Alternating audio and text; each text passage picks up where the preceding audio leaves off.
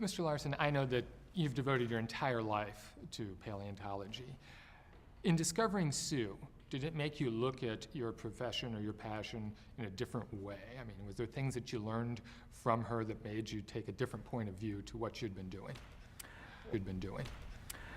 Well, I didn't actually start doing dinosaurs and fossils until I was 4, so it's not my entire life, but quite a bit of it.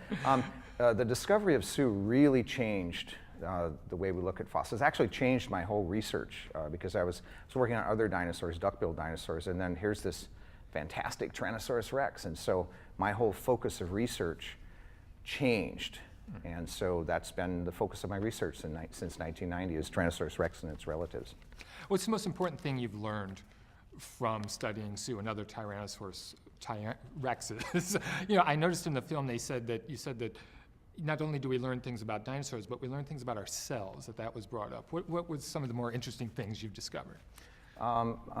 So there's a whole group of things that are called paleopathologies, or evidence of ancient disease or injury.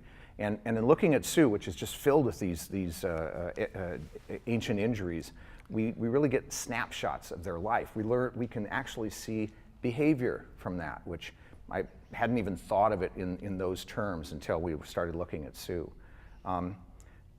So in terms of, that's really steered my research, plus also looking at whether we can determine whether there are boy dinosaurs and girl dinosaurs, and in some cases we can. In Tyrannosaurus, we know that the biggest, baddest, and meanest ones were females. They're the larger of the species. So those interesting things, plus also I've learned a lot about human nature and really have a much greater appreciation for family. Sue had a family too, but my personal family and the people around me and how wonderful human beings can be. Through this whole thing, we were supported by so many people, I just can't begin to name them all, that without that kind of support, it would have been pretty harsh time.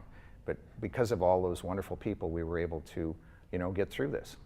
I'm glad you were able to find some sort of silver lining, in the experience. Yeah, at the end of the movie, it mentioned that you found other T-Rex fossils as well. I mean, was that just, are you just in the right place at the right time? Did they all just kind of congregate there? It just seems kind of an interesting happenstance. Well, right place, right time, but also because of Sue. This is a lot because of Sue, because we found Sue, fame is fleeting, but infamy lasts forever. So that it brought in a lot of people. Whenever they find something, they'll contact us, the local ranchers and stuff. And so we've now collected our 10th T-Rex last September, and helping out with some other ones along the line with other institutions that are collecting too. I've been able to help on other ones besides the 10 that we've collected. But it's also interesting to note T-Rexes are only found in literally Pete's backyard. I mean, we only find them in western U.S.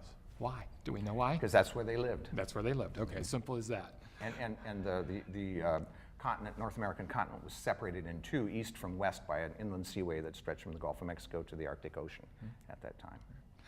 Other than telling this fascinating story, what was your other intent in making this film? This is quite an undertaking on your part as well. Yeah, I mean, I just really wanted everyone to have the same experience that I had, reading their book Rex Appeal, meeting them, and meeting everyone that was involved. There's these great scientists that are working on this stuff and discovering Earth's past, and I wanted everybody to kind of reconnect with their inner 10-year-old, geek. So, but not only that, but I also wanted to use it as an educational tool for adults as well. There were so many people that had heard the name Sue, maybe had, here locally in Chicago, everyone knows Sue, but no one really knows what happened, the past and the history and the human drama that played out to get her here so millions of people can, enjoy her.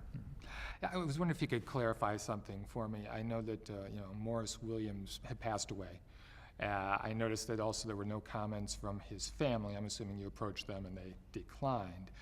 I was unsure as to how he was allowed to profit from this. I mean, by the logic that the court used, it seemed as though that, from their point of view, that it should have belonged to the government.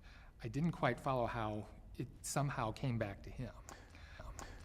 Well, that's the most interesting part of it. I mean, they seized the dinosaur so it would stay out of private hands, and that we were going to, seize this fossil on behalf of the people. And what ended up happening? It went to a public auction where it was purchased, Right.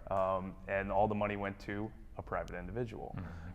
So there was great irony in that. But yeah, we tried to interview the family, multiple phone calls. Same thing with a lot of characters, that aren't in the film. Either they're passed away, are no longer able to talk in one Sure, case, sure.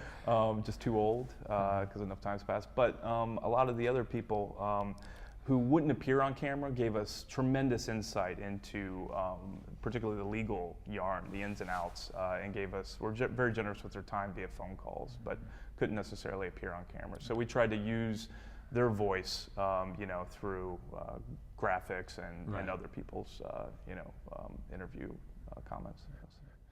Can you tell me a little bit about your museum in Hill City? I mean, I know that has grown by leaps and bounds, and what is it there that's the highlight? And I'm sure you must get many, many visitors every year. It's not a very big museum space-wise, but we've got more dinosaurs crammed in there than you could possibly imagine.